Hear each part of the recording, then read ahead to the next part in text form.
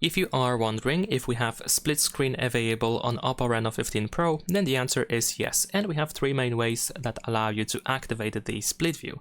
The first option is to open the first app that you want to open in the split view, go to the background apps, tap on the app name, and then you can choose split view.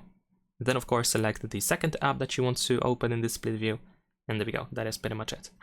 Besides that, if you use gestures for navigation, then you can swipe from the bottom towards the split view over here in the upper left corner, drop the app over here, and then you can choose the second app again. Last but not least, you can also use the smart sidebar. If you use smart sidebar, you can press and hold your finger on the app that you want to open in the split view, just like that.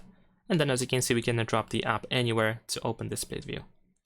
We're gonna choose the second app again, and there we go. That is pretty much it. Leave a like and subscribe.